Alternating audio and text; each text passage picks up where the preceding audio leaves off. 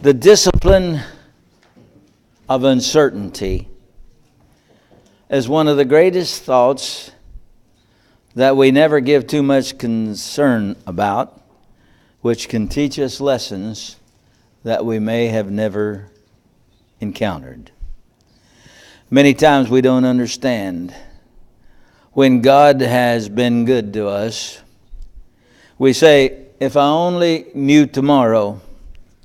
When through hope we see that since God has not rolled away the clouds of obscurity, He could just as have easily done so if He had decided. We would have and are greatly blessed.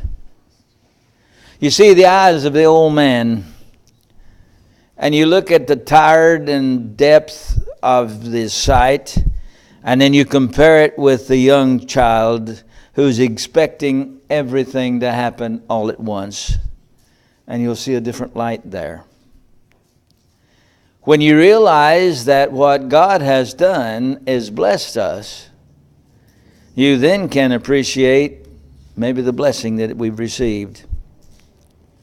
You say nothing about this great thought, and all of us will never consider the gift of tomorrow. But think with me. What would happen if we knew? If we knew tomorrow, what results would that bring? Would life be poorer or richer? Yea, it would be greatly poorer, I conceive. Follow me as I show things we would lose if God withdrew the curtain of tomorrow. You'll see we would gain knowledge, but would we ever be compensated for that knowledge we've gained? Would we have loss? And would that loss be unbearable to make us hate tomorrow than anticipate is coming? I'll show you God has been merciful in His denial and what He refuses to give us, and has used the wisdom that we have not even begun to comprehend, that a lot of people don't give consideration.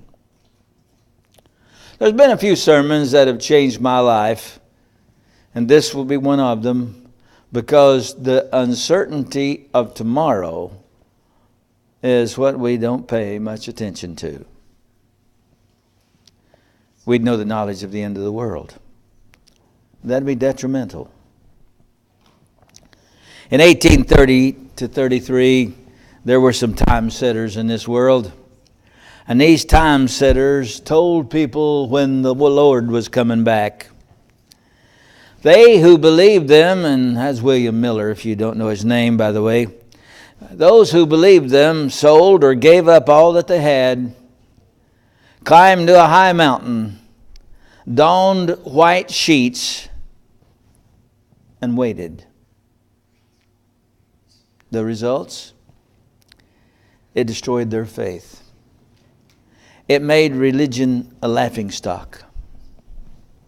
You see, if we always know things that we may desire to know, it may bring out the worst in man.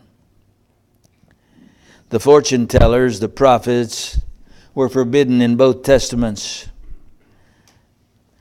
And you don't smile at the Bible because it makes a sin to go to a witch or a soothsayer or to play the Ouija board or talk about the signs of zodiac and think that God just doesn't want any competition. But if you knew tomorrow, you might know of that car wreck and the death of a loved one, or a loss of a friend, or a financial hazard that you couldn't compensate for. But the Bible is a little wiser. God knew if we knew tomorrow, practically everything that we have as reality would be destroyed. might almost make it unlivable. And in hell, there is no tomorrow. We would lose the element of surprise. Many do not realize how deeply in debt we are to surprise. Could you live without surprise? If all life's days are open to our gaze, the loss of interest in life could be unbelievable. Would you like to live life again? Well, if you knew tomorrow, that's probably what you'd be doing. Would you like to know the changes that came about before they come? Would you like to have been in the position of Jesus Christ, rubbing soldiers with a Roman soldier, and knowing that would be the soldier that would thrust the spear into his side? Or washing Judas' feet and realizing that it would be Judas Iscariot that would be the traitor? See, life is richer because every tomorrow has a cloudy day. Would you really want to know today what tomorrow will bring? Or is the surprise, and you may not think bad news is a surprise, or you do realize that good news is, as you define good and bad, are things that tomorrow brings. Would you want that surprise to be taken away? Now, all of us are having problems in this world, and there's a lot of things that come about that we're not appreciative of. But if you knew tomorrow, today, would you be advantaged? If you know tomorrow, would you have hope? Now, it's a different thing to have the word hope in the Aramaic and Grecian language as it is in the English. But hope is anticipation. See, if you knew tomorrow, every sorrow would be doubly bitter. Every joy would be tarnished. Why would you have a birthday party? You'd never be surprised. You'd always know what was going to happen. Why would you exchange vows of love?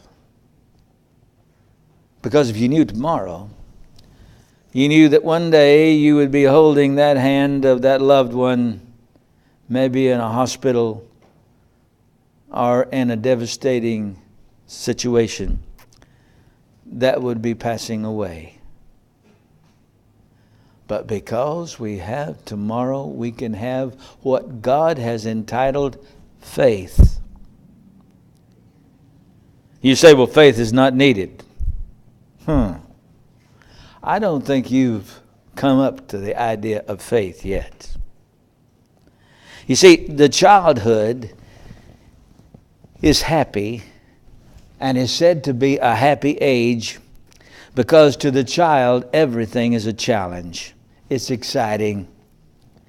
You take a child that's anxious and anticipating playing, and there comes up a rainy day. You know what they'll do? They can't wait to see what they can do when they play in the rain. Every day offers something new, something that gives them an opportunity for joy.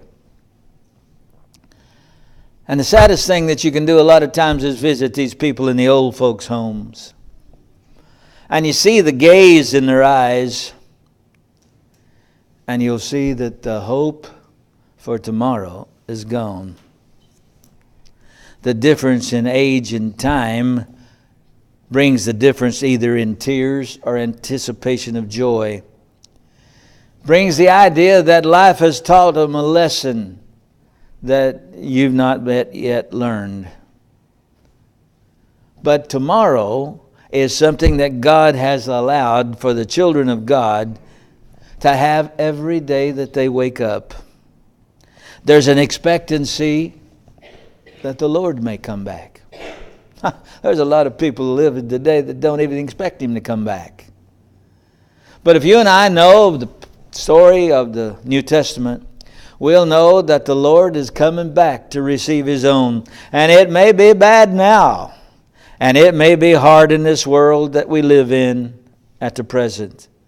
But oh, mercy God, to those people that when Jesus comes back on a cloud in the air, and the shout of the trumpet and the voice of Christ the archangel sounds, and He cries out, "Wake up, get up, don't hesitate. The hour has come." What if that hour will bring a sadness that man finds immeasurable? There's a difference in the saint of God and those who are not. The Apostle Paul writes in 2 Timothy 4, 6 through 8, "The time of my departure is at hand. I've fought a good fight. I've finished the course. I've kept the faith." Now listen. "Henceforth there is laid up for me a crown of righteousness, which the Lord, the righteous judge, shall give unto me in that day, and not to me only, but to all them that love His appearing." It's different with a sinner. Jesus looked at this fella and said, "You know, it would have been better for you had you never been born." And in hell, there's no tomorrow. "The smoke of their torment ascendeth up forever and ever, and the fire is not quenched." Nothing can make you want to put off your position of importance, or you could never ever comprehend the anxiety and the torture of hell. You can't get out. It never ends.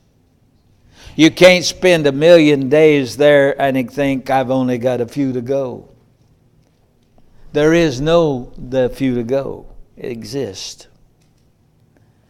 That is true about everything that we look about in life cannot be relegated to hell. I hear people say, "Oh, I'm just going to go on to hell with the rest of the boys. I'll get me a Miller Lite and a stogie, and I'll just sit back and take it easy." I believe, friends, somebody's made a bad mistake in trying to teach you that the situation in hell is going to be the same thing as life here. You see, if we don't know about tomorrow, if we don't have the anticipation of tomorrow, if we don't have tomorrow, we'll lose alertness. There's a lot of times I've driven roads many times. I can tell you where the holes are, unless the road department's been there, which is unusual for them to fill up. I can tell you where the sharp curves are coming. I can almost drive that road asleep. And that's where a lot of times people get into accidents and wrecks. But if I'm on a road and it's a dark night and I have to watch everything I'm doing, the alertness with which I drive hones me into a fine edge over the instincts that I think I've already got established. And I can go safely on my journey.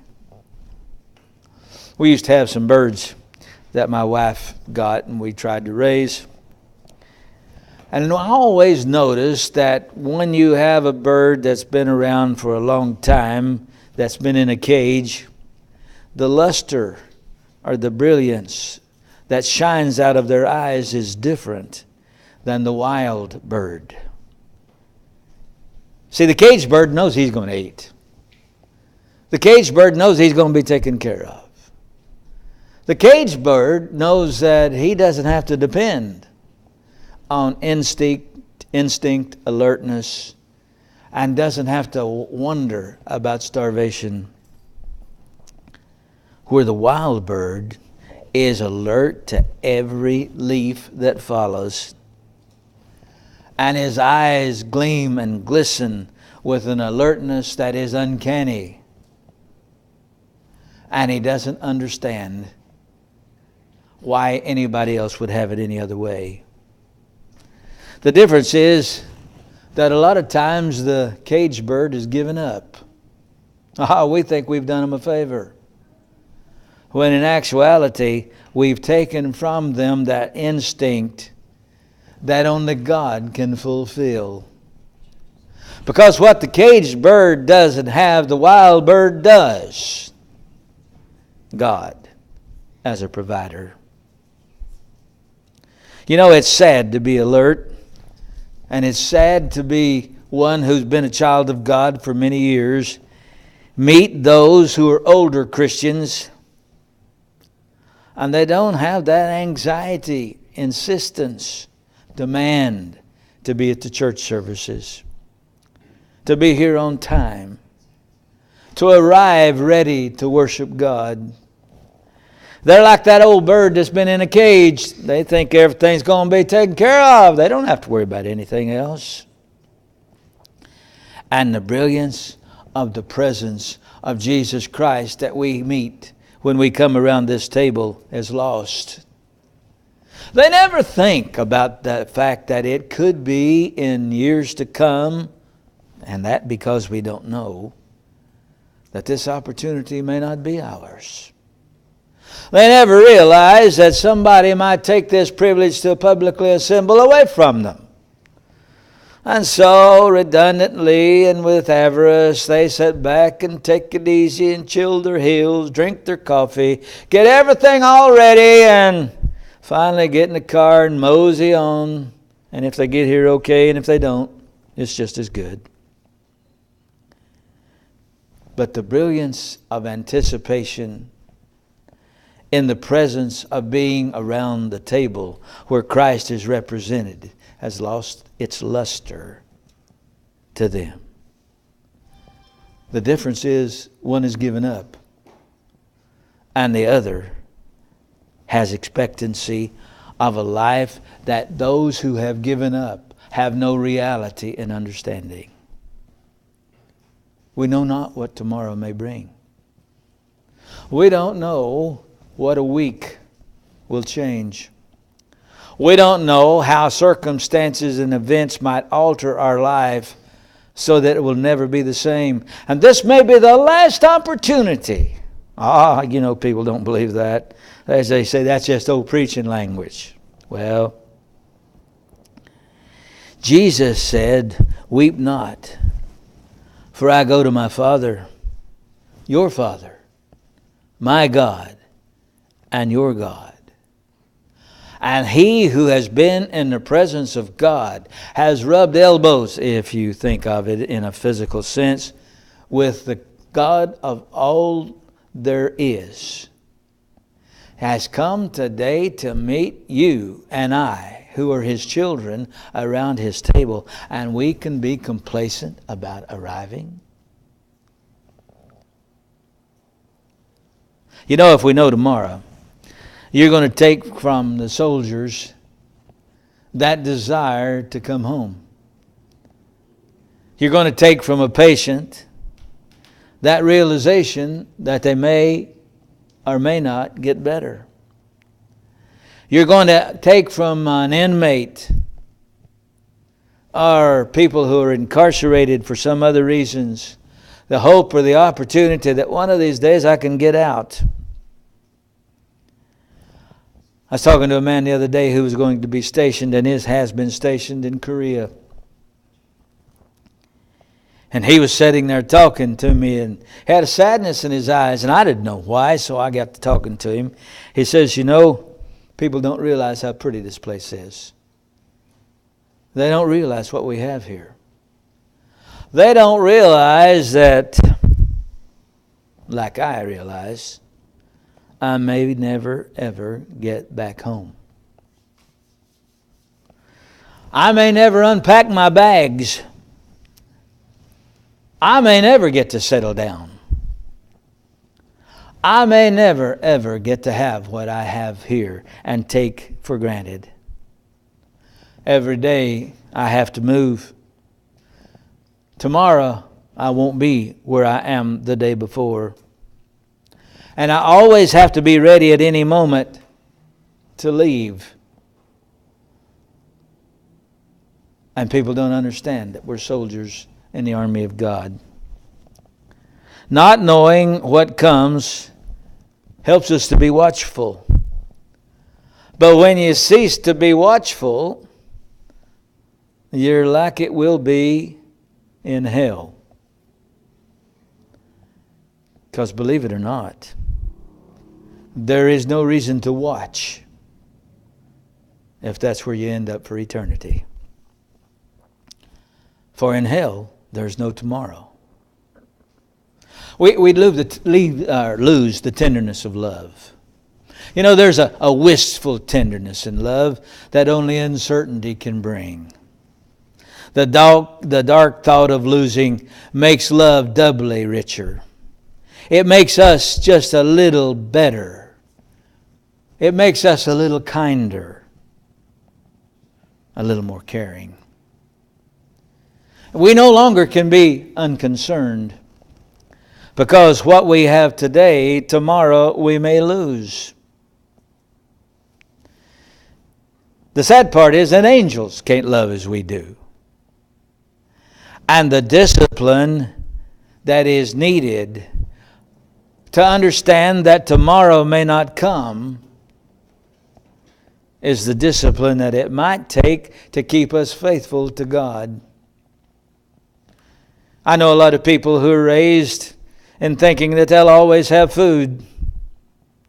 You ought to be in a situation where you don't expect to have food. Not for tomorrow, but for the day after included. Then it doesn't matter how those French fries taste. It doesn't matter if those chicken nuggets are the only thing you can afford. It's the fact that you've got something now that may not be yours. You know, we have a child and we know because of disease and pain it will die. And a lot of times in that situation, discipline may not be given it. But because of the lack of discipline, which is overridden because of the sadness of its condition, we do not discipline the child, and it may lose its soul. The discipline for tomorrow has to be involved in today. If a child is not corrected and raised as God has commanded, and you don't have tomorrow, what you gave that child might remain. And it might be that that discipline which you have given might be the determining criteria that will cause that child to do what's right when your tomorrows are over and theirs are continuing.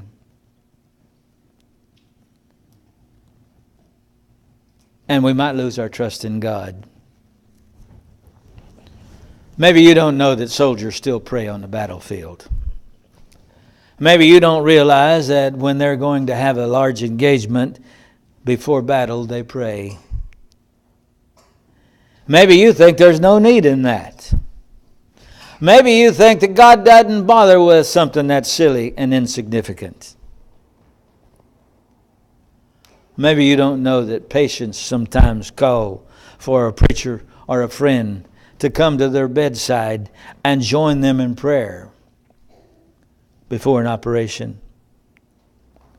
Maybe you don't realize that comfort and security that they don't have, that knowledge that they don't possess, causes them to have more trust in God than anything can else give. Maybe you don't know of parents who pray for their children. And maybe that's the reason their children live as they do. But look what we would lose if we knew tomorrow. You see, now we know in part, and we see in part the plan of God. But the uncertainty of tomorrow is our ladder to faith. Gives us patience in trial. Grants us hope in death. And is the reason we can exist here on this world. But in hell there's no tomorrow. The never-ending cry of anguish, the never-ending conscience that cannot be avoided, the never-ending maybe cry of a child that has been neglected instead of being trained up in the way it should go, the never-ending mockery of a mate that wasn't strong enough to help win or keep in Christ those children with whom you've been blessed. All of these things come about because God has been merciful. He's been kind. And He's shrouded tomorrow. Because tomorrow is a great reason for being prepared today. There's no pain too severe. There's no trial too hard. There's no heartache too great that would make us want to know tomorrow if we're in hell. And there's a lot of people that don't understand. Say not, tomorrow I will do such and such. For thou knowest not what tomorrow may bring. Oh, my friend. The verity and the unbelievable wisdom in that statement a lot of times is overridden by confidence when it should be underlined by doubt. A lot of times when things happen that you don't realize might, and you go back and visit those events again, or those places in which those events took place, I wonder a lot of times if we believe or realize that the change made us love deeper, love fuller, love more. I know a lot of times talking to people who about lost a mate, they love them far more. Why? It just never came to their idea that they could lose them. And when it came so close, when it looked like it was inevitable that had happened, and then they get a reprieve, it makes it doubly richer to call on the phone and hear that voice, or to walk in and smell the cooking, or to look around and see the clothes being left and prepared, or even as much as simple things like the garbage is carried out, or all of these other things, which in essence teaches us a lesson. Sometimes that we don't listen to or watch. Don't say, I will be here or I will be there. Say, if the Lord is willing, I will be here. For we know not what tomorrow will bring. Because there is such a difference between the places that people will spend eternity, we need to know that being a child of the King, being a servant of God, is not a labor of anguish. It is not one of boredom. We don't have to say, go to service. Yeah, I guess I'll go. Be on time? Hang it. I don't need to be on time. But yet the same people will never consider that about their job. Never consider that about their food. Never consider, it just doesn't make sense that we don't look at this uncertainty keeping us in line with God's obedience. Think about being a child of a king. Have you ever thought about being a child of the king? As we sing this invitation to him, if you'll stand, please. Listen to the words. And watch the thought.